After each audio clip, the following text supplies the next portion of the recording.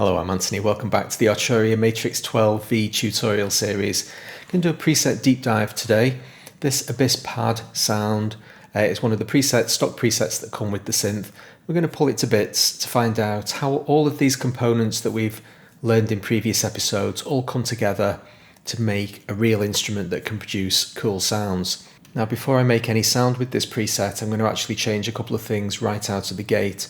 These couple of pedal 2 settings are connected to envelope releases. I'm just going to turn them off. It's expression pedal stuff. I don't have an expression pedal assigned, plugged into this keyboard at the moment. If I don't turn them off, basically we get an almost infinite release. So it's just going to make the sound a little bit more controllable. Don't worry about it. This is the sound. Mod wheel all the way down. I'll turn the mod wheel up. And back down again. That's what we're going to deconstruct today. Now, as you can see, we've got a couple of oscillators involved. Both of them are generating actual sound output today. And I don't really want to just turn one off and deal with the other one, because we also have frequency modulation to consider. So I'm going to treat the synthesizer as a single whole. What I will do though is just mute oscillator 1. Let's hit oscillator 2 on its own. So that's got a sawtooth plus a triangle. You can see quite a harsh, interesting kind of shaped wave in the oscilloscope, and the triangle on its own. After it's been through all the excitement at the beginning of the envelope, we settle down to a more traditional wobbling kind of triangle shape. Bring them both together. And you can see that VCO1 is slightly the louder of the two, just been mixed together to make this kind of interesting sound. But what we really want to know is how all of these various modulation settings are shaping that sound, doing interesting stuff. I'm going to keep my modulation wheel turned all the way down for now. We'll deal with that later. So the best way to deconstruct these presets is just dive in and start pulling things to bits. One thing that I'm going to take out straight away is I'm going to jump over to the FX tab. I'll press a key and I'll turn each of these effects off, and you'll just hear the contribution they were making to the sound. The reverb is very, very gentle. It's almost dry. The analog chorus is a slightly more impactful sound. Let's hear those two.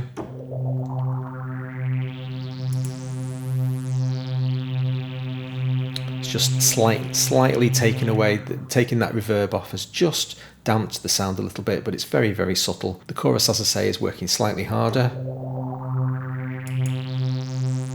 You can hear the sounds just flattened out there. Having dealt with that, I'm going to get back to the modulation page. This is where most of the interesting stuff's going on. And the first thing that I'm going to pick on, kind of randomly, just have a look through the matrix and decide what you want to attack first. Decided to approach it from envelope 4 first. Let's have a look at envelope 4. So we've got a fairly slow attack, then up to a maximal with the sustain level set at 63. It doesn't matter what the decay is. So we've got this flat line at 63 and then an almost instantaneous drop off. What's it doing? It's modulating the LFO1 amplitude. So let's have a look at LFO1. It is a noise module. So if you've got the noise module engaged, remember speed is irrelevant. Noise doesn't use the speed setting in this LFO. And we've got this amplitude of 33. What's the LFO mapped into? So we've got this breadcrumb trail that we're trying to trace through. Ultimately, what's envelope 4 doing? But we're going via LFO1. LFO1, having a look down through the matrix again, is mapped into the filter frequency. Here's our filter frequency.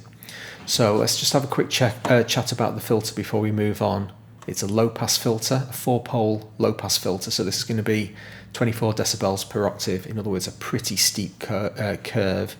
Very high resonance with a very low frequency. So on its own, you're going to hear almost no sound out of this synthesizer. If I took all modulations away, and I had a frequency value of 5 set on an LPF, you're just going to hear a really dull tone with a couple of overtones.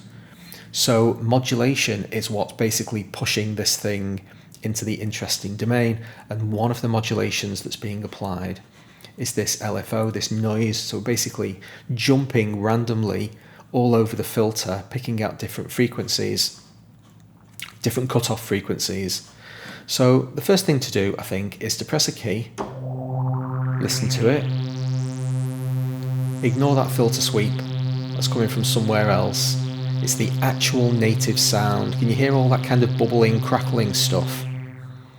If I pull up the filter frequency modulation page, we can see lots of things tying into it. We can only deal with one at a time. I'm only interested in LFO1. I'm going to take it out of the picture by double clicking it. Let's hear that sound again. Got a filter sweep again, ignore that. When it settles down, all that bubbling, crackling has gone. And there's it's coming back in. So that's what LFO1 is doing. LFO1's doing that by a static amount, basically halfway up its amplitude curve, but then it's being further modulated by envelope 4. So we've got a start amount of this much, the LFO is doing this much work, and then the envelope over the course of this attack period is pushing the amplitude of that LFO up, in other words making it work harder, making these variances, the noise modulator applying to the filter frequency, jump all over the place. If I pull the amplitude all the way down, the LFO wouldn't be doing anything, it wouldn't be having any effect, but it starts out quiet and then the bubbling comes in because the envelope 4 is being introduced. If I take envelope 4 out of the equation, once again LFO1 is doing nothing at all, and we're back down to a staticless effect.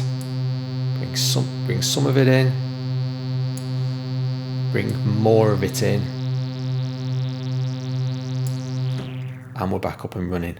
So we've just dealt with envelope 4, don't need that anymore, and also LFO into filter frequency, don't need that anymore.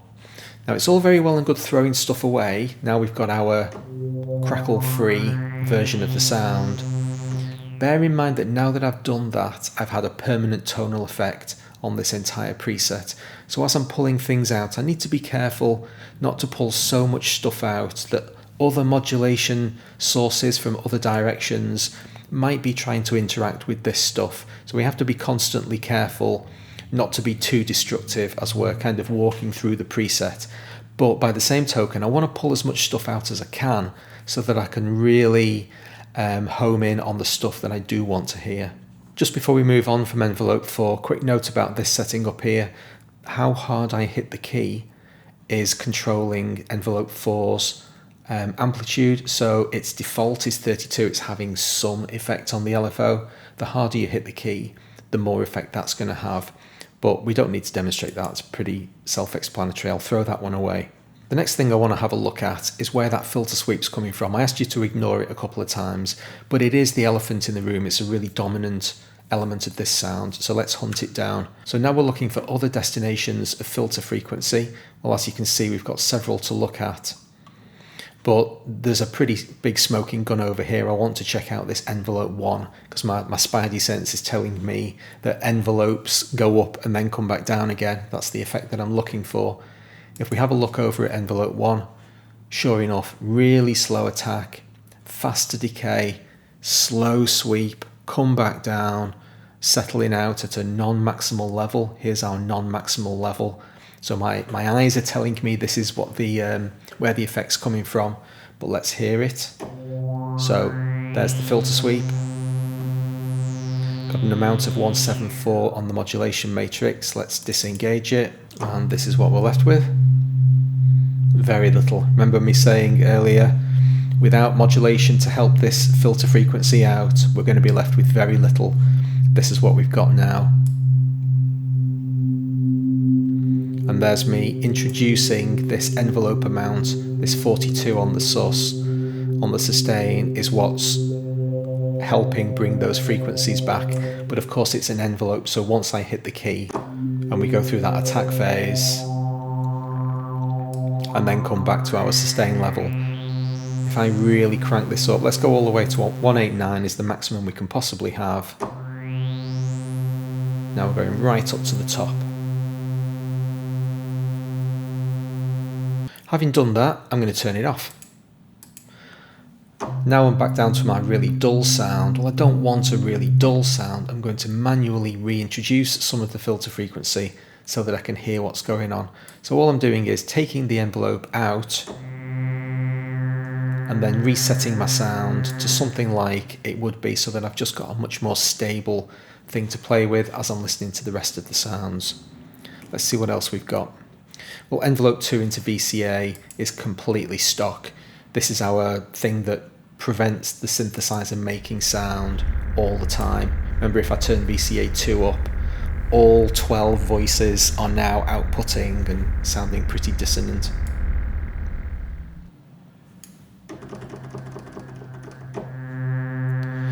If I take the attack down on envelope 2, we're going to get a much more instantaneous sound, stands to reason.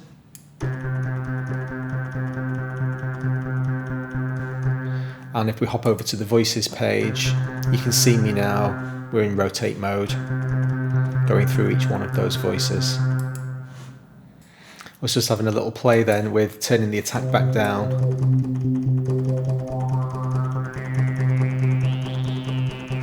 Anyone who's a fan of Steve Hillage, that's Unzipping the Zipe from the Open album. Anyway, a little bit of self-indulgence there, but fabulous album, check it out. Let's do a bit of cleanup on the modulation matrix, have a look to see if anything that we've already discussed is being modulated by anything that we've missed. We've already dealt with envelope 1, which is generating the filter sweep. It's being modulated by velocity, so our static value for the envelope itself is quite low, and we're getting all of the extra impetus from other sources. Let's see if we've got anything else. No, it's just the key velocity, but maximal, so how hard you hit the key is determining how hard that sweep is occurring. Let's turn that off. What else have we got? Velocity being tied into VCA1. VCA1 is your primary volume engine, so that's just generating key velocity. Pretty straightforward. Let's have a look at the modulation amount. Again, maximal. Okay, we're doing pretty well stripping this sound bare. Let's have a look at LFO5 next. This is an interesting one. This is tied into envelope 2 amplitude. So again, this is something that's going to have an overall impact on the volume of the synthesizer, envelope 2 being the primary keyboard gate. But if we hop over to the other page, you can see that LFO5 is doing quite a lot of stuff with the modulation wheel. One thing a little bit odd, we've got 2 lever 1 into LFO5 amp. That's redundant, we don't need both of them. I'm just going to throw one of them away. Now what we're left with is the modulation wheel having these effects on the sound, plus one other mystery modulation. Of course, the mod wheel is also generating vibrato. So let's try to narrow each of those things down, figure out what the mod wheel's doing. Press a key, I'm going to turn my mod wheel all the way up. You can see the filter sweep, you can hear the vibrato. Let's turn the vibrato off. Sorry, there's building work going on outside, let's try that again. Okay, so there's the vibrato gone. Back over to the main page. Filter sweep. Turn that off. Now we've got a static filter control. So the only 2 things left now are LFO5 speed and amplitude. So let's have a look at what LFO5's doing. Well, the simple answer is very little. I'm not going to spend too much time on this because it is actually a very subtle effect and kind of doesn't really need to be there. It's basically having a very small increase ramp, got an up saw here, operating very quickly on the overall volume of the output. So if modulation wheel is turned all the way down, it's having extremely low effect. If the modulation wheel's turned up, we're turning LFO5 amplitude up, which means it's having a bigger effect on whatever it's connected to. It's connected to the overall amplifier, which is basically increasing the volume. With the amplifier set at maximum, that's kind of a pointless thing to do. It's basically overriding the envelope and just making it a little bit louder. It is tiny. Turn the mod wheel all the way down. Turn the mod wheel all the way up. Yeah, let's not worry too much about that. It's pretty minimal. And with that said, let's throw it away. Not much left to go. Key velocity being tied to filter frequency, take that away, and we're left with a softer sound. Now what I'm going to do is press into the key, back down again, so I'm using Aftertouch here. This is all coming from the tracking generator, so let's do that next. Tracking generator 1 is assigned to polypressure or Aftertouch. You can see that it's an almost straight ramp, so we could have accomplished this kind of effect with an LFO. Because it's not doing anything particularly dramatic, you kind of could have done. I think this is using the tracking amplifier, it's using a hammer to crack an egg here. Nevertheless, let's see what's going on. Got some modulation of VCA1, let's have a look at that. Here it is, maximal. VCA1 is already at maximum, so if we press a key and press into it, we're not getting any increase of volume because we're already at maximum. We'd have to turn VCA1 down to actually get any benefit from the tracking generator. Let's move on. Tracking generator into filter frequency is what's giving us our frequency sweep. So the harder I press, that's me pressing as hard in as I can, and then gently let the Aftertouch go, and we pull back to the point where I don't have any Aftertouch engaged. Great stuff, throw that away. And finally, frequency modulation amplitude. So this is how much the frequency modulator is being allowed to affect VCO1. So let's have a look at frequency modulation amplitude. Here it is. And here's our modulation amount. Pressing into the Aftertouch. Off Aftertouch. So I've just accentuated the difference. So you can hear it, and then pull it down.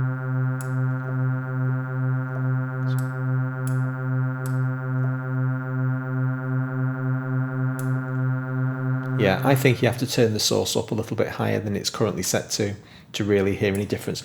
Nearly done, just a couple of modulations on VCO2. So this is the frequency of VCO2. Let's have a look at envelope 3. So this is quite gentle.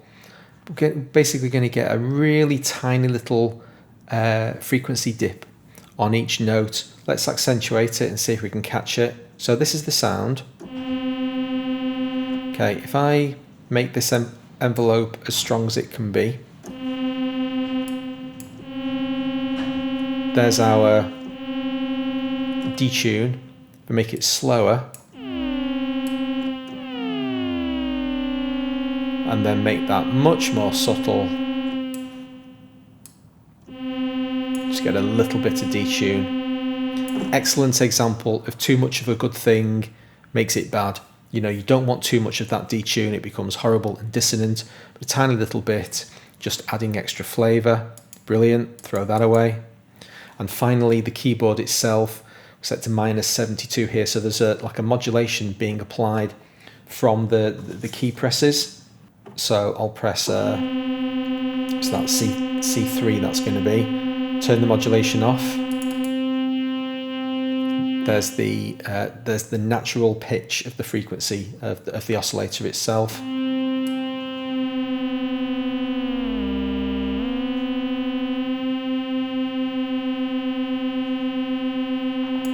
And obviously, as we track up the keyboard,